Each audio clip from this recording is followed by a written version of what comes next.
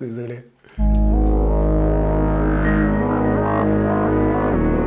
Moi, si je travaille avec quelqu'un, j'ai envie de le payer. Vraiment la flemme de lui dire il n'y a pas de budget, c'est une phrase que j'ai entendue 1000 fois. C'est pas une phrase que j'ai envie de dire, tu vois. Salut à tous, c'est Johan dans l'Hippo. Aujourd'hui, on est sur Timeline pour APM Film. Je vais vous parler de Blue Magic que j'ai réalisé pour Tortoise.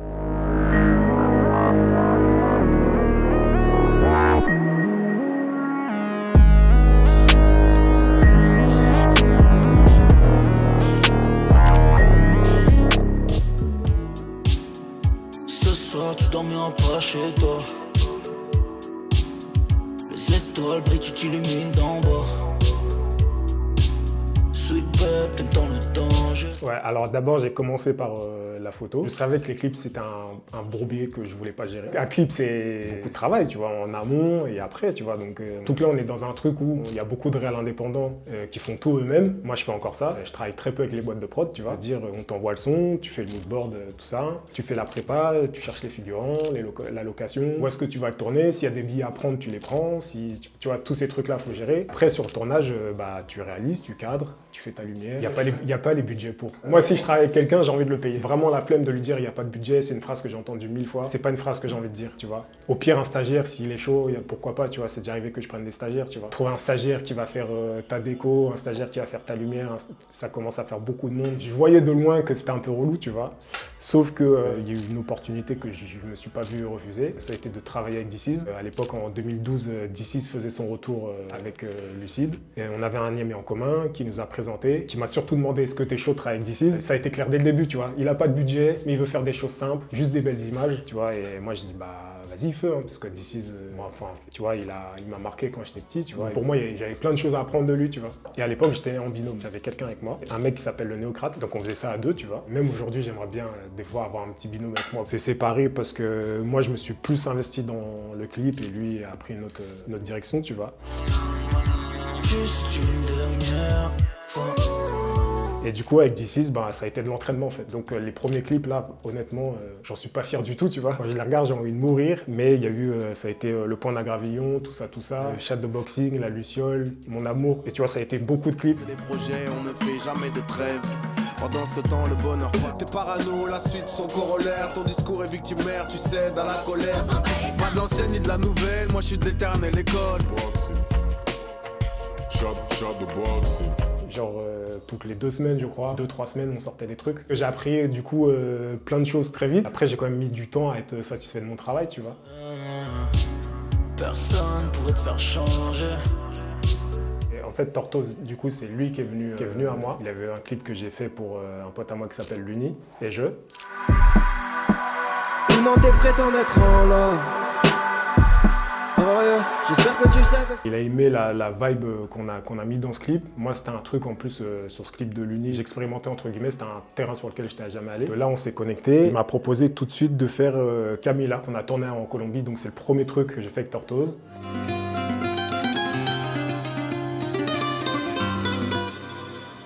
En fait, il avait ce son-là, il voulait le faire en Amérique latine. C'est eu 2-3 fois au téléphone pour discuter d'un peu de ce qu'on allait faire. Au final, le clip, on a décidé vraiment du synopsis dans l'avion, en route pour la Colombie. Il n'y a pas eu de moodboard, il n'y a pas eu de Tortoise, il y a beaucoup de trucs comme ça. Il me rappelle pour Yatou Sabès, on part à Cuba. On fait la pochette de New Ventura aussi là-bas. C'est moi qui la shoot, photo presse, tout ça. Ce qui est intéressant avec Tortoise, en fait, pour moi, c'est qu'il m'envoie les titres. Des fois, il m'en envoie plusieurs. Il me permet de choisir. Ouais, c'est pas le cas de tous les artistes, ouais, tu vois. Après, ce qui est intéressant aussi, c'est qu'il me dit ta carte blanche. Je pose ma réflexion comme je veux. Il me fait entièrement confiance. En fait, Tortoise, quand il appelle un réal, c'est qu'il sait de quoi la personne est capable et il fait totalement confiance, tu vois. Donc après, on en discute, hein, tu vois. Je lui ai déjà proposé des idées qu'il a réfutées, tu vois. On s'adapte et tout ça, tu vois. Mais c'est carte blanche et voilà. Blue Magic, Blue Magic. En fait, moi, je m'accorde le luxe déjà de choisir les titres sur lesquels je travaille, tu vois. C'est déjà arrivé de faire des clips par contrainte, mais j'essaye vraiment d'avoir ce luxe-là et de... En fait, j'explique ça aux artistes qui m'envoient des morceaux que je refuse. Je leur dis, si la prod, elle te parle pas, tu vas pas rapper dessus, tu vas pas chanter dessus. Donc moi, si ton morceau, il me parle pas, je vais pas... Tu vois, ou sinon, je vais le faire, mais à moitié, ça va pas être ouf. Quand on m'envoie un morceau, tout de suite, j'ai des couleurs qui me viennent à l'esprit, c'est la première chose que je vois. Et des mouvements de caméra. Même si je vois du bleu, et ben, je vais réussir à avoir un mouvement de caméra sur du bleu, même si c'est qu'un fond bleu. Je pourrais pas t'expliquer comment ça se passe, mais tu vois, c'est comme ça. Et à partir de là, plus j'écoute le morceau, et plus il y a des éléments qui viennent s'ajouter en fait. Ok, mais en fait, je vois du bleu, mais est-ce que c'était bleu du ciel? Est-ce que c'était de la mer? Est-ce que c'était un vêtement? Est-ce que truc? Tu vois, donc au fur et à mesure, en fait, la prod, c'est chef d'orchestre pour moi. Est-ce que dans le montage, ça va vite? Est-ce que je vais filmer à la main? Est-ce que ça va être stabilisé? Est-ce que ça va être sur pied? Enfin, tous ces trucs-là, c'est la prod qui me guide tout ça, tu vois.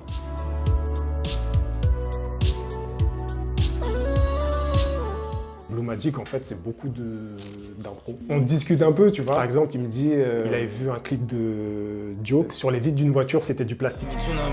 Les pensées vont vitesse de la lumière, les billets vont vitesse de la lumière. Et il m'a dit, j'aime trop la matière plastique et tout, visuellement, j'aime trop comment ça rend et tout. Ok, pas de problème. On va acheter une bâche, ça coûte 3 $, et on va en mettre partout sur tout ce qu'on trouve. Et il m'a dit, moi, j'aime ça. Moi, de là, je me suis approprié l'élément qu'il m'avait donné et on a essayé de l'éparpiller un peu partout, tu vois. Ça, je peux pas recommencer le jeu. Tout ce qui est intéressant avec le plastique, en fait, c'est comment ça prend la lumière. J'aime bien tout ce qui va être reflet ici, là. Ce qui est cool sur ce plan, en fait, c'est que la voiture qui est sous la bâche, c'est une voiture qui est passée par hasard dans la rue quand on tournait. Et le gars, en fait, a fait des allers-retours. Au énième aller-retour qu'il a fait et tout, bah, je l'ai appelé, je lui ai expliqué qu'on tournait un clip et que j'avais besoin de sa voiture parce qu'en fait, c'est un peu fou parce qu'on gâche le potentiel de la voiture, elle est magnifique en vrai. Mais ce qui était cool, en fait, c'est qu'il y avait les néons qui étaient déjà placés là. Et moi, je me suis dit, mais attends, mais ce serait cool qu'elle soit dans le clip, tu vois. Sauf que le gars, il est passé et on n'a pas calculé. Et sauf que le gars, il est revenu et il est revenu, tu vois. Et là, j'ai dit, bon, là, frérot, faut que tu viennes, tu vois. Et il a accepté de nous prêter sa voiture 5 minutes le temps qu'on tourne ça. On a aussi dégainé le parapluie transparent qui est là, que je trouvais intéressant, qui rappelle le côté plastique et qui laisse passer la lumière. Que j'avais une lumière, en fait, on voit un peu ici, là. J'avais une lumière, là, un panneau LED qui tapait ici comme ça. Et du coup, ça tape à travers le parapluie et ça éclaire Tortoise. Justement, quand j'étais en école de photo, l'histoire de l'art, mon prof, il nous a dit que photographie, ça voulait dire peindre avec la lumière. Moi, c'est quelque chose qui m'a marqué. Et puis, de toute façon, on a tous compris que s'il n'y a pas de lumière, t'as pas de photo, t'as pas d'image. Il y a des techniques de ouf pour comment t'éclaires, tu vois. C'est pas une science que je maîtrise, mais c'est une science sur laquelle j'ai beaucoup de curiosité et que j'ai beaucoup de plaisir à expérimenter, tu vois.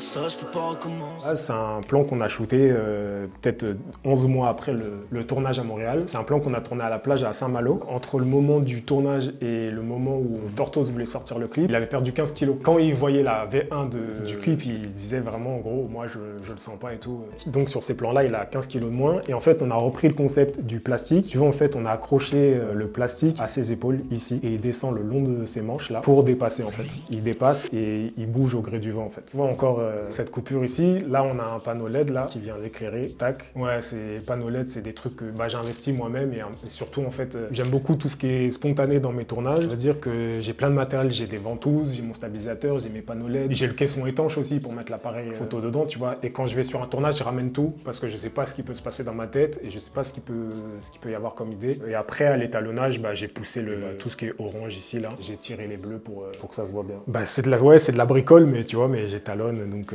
j'étalonne moi-même avec les moyens du bord. Ce soir, tu dormiras pas chez toi.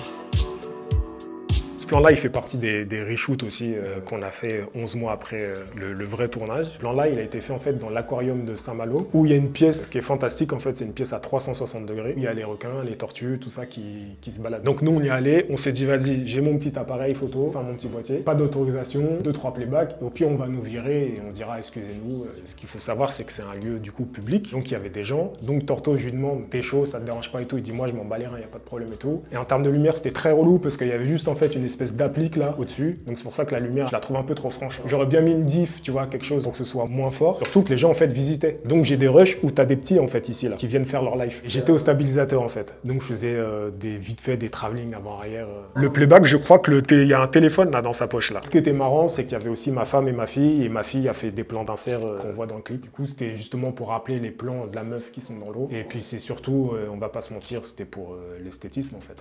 Dieu merci de Tortoise. Je suis dans le futur, je pose le fusil sur la voile. Enfin, il n'y a rien qui est en rapport avec le morceau en fait. Seul, c'est plus simple que 32. tous les plans nuit, même sur certains plans jour. Et il y a cette brillance qu'on voit, c'est de la lueur. Ouais. Moi, je comptais pas du tout l'utiliser. C'est Tortoise, quand j'ai envoyé le clip, il m'a dit il manque un truc. Il m'a dit je sais pas quoi, mais il faut que tu mettes quelque chose, tu vois. Donc débrouille-toi et tout. Du coup, au premier instinct, quand j'ai utilisé le glow qu'on voit un peu ici, en fait, ça assurait que sur certains endroits, quand il y a du glow, en fait, il prenait tout ça, tu vois. Genre, c'était vraiment abusé. Et c'est moi, en fait, j'ai réduit, j'ai essayé de le rendre un peu moins visible. En fait, ma ref directe, ça a été LSD d'ASAP Rocky.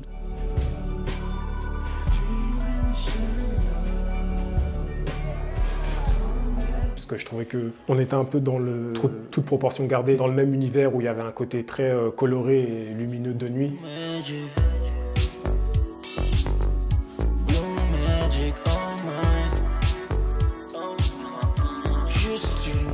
En fait, il y a 20% de préparation où j'ai une ligne directrice et après tout le reste vraiment c'est de l'impro.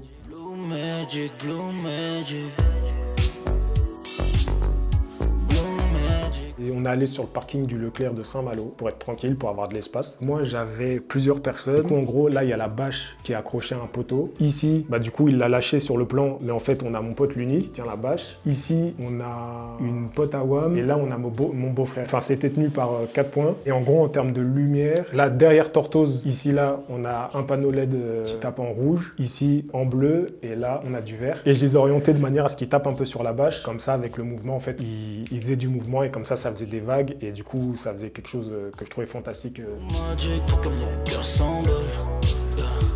Pour les couleurs, moi j'ai posé mes bases, tu vois, et après c'est le mouvement de la bâche qui fait le reste. La lumière rouge, quand je l'ai installée, on m'a dit ouais non, mauvaise idée, tout ça truc. J'ai insisté et on s'est rendu compte qu'en tournant, bah en fait j'avais bien fait d'insister, tu vois. Moi là-bas, je voulais juste rester dans ce truc coloré. J'avais pas du tout prévu en fait qu'en tapant sur la bâche, la lumière en fait t'as l'impression qu'elle se déplace, enfin ça donne un effet qui est assez intéressant, tu vois.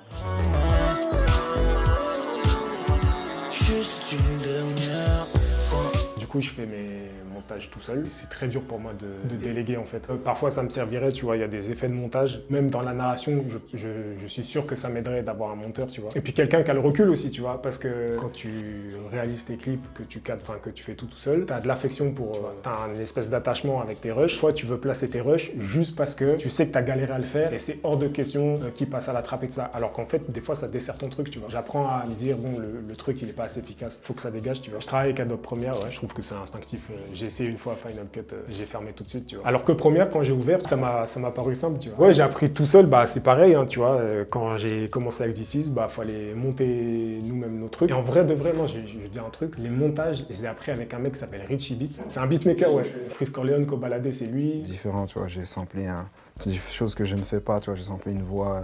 Je commençais la photo, lui commençait la prod. On a été, sans prétention je crois, à être les premiers à faire des vidéos de beatmakers qui composaient tout ça. C'est comme ça que j'ai appris le montage en fait, en vrai de vrai, tu vois. Et après j'ai peaufiné avec D6. Je dors plus la nuit, dessine mes cernes.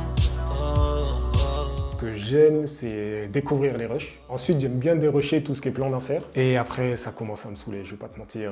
Les playbacks, trouver la meilleure gestu, donc être raccord, tout en suivant le rythme, parce que moi j'ai besoin de suivre le rythme de la chanson, donc j'ai besoin qu'un plan se coupe sur une caisse claire, quand il y a un nouvel élément de la prod qui rentre, quand une phrase est terminée. Moi en vrai, quand un clip sort, je peux plus me le voir. Au pire, je vais faire un petit partage sur les réseaux, quand j'ai pas la flemme. Et en fait, mon travail, une fois que l'artiste il le valide, j'ai pas le sentiment, j'ai pas le besoin en fait de partager, tu vois. Je livre le truc à l'artiste et après c'est le clip de l'artiste en fait. Et après de temps en temps j'aime bien revenir sur ce que j'ai fait et en parler, tu vois. Je prends beaucoup de recul et puis après j'aime bien revenir 4-5 jours après pour voir un peu les commentaires, voir comment ça a accueilli, tu vois, si les gens adhèrent au truc ou pas, tu vois. La base de ça c'était quand j'ai rencontré D6, c'était des belles images qui sont simples et qui parlent au plus grand nombre, tu vois, et j'essaie de garder cette ligne de conduite là. C'était Johan Dorlipo sur Timeline pour APM Film. Merci d'avoir pris le temps de m'écouter. Portez-vous bien.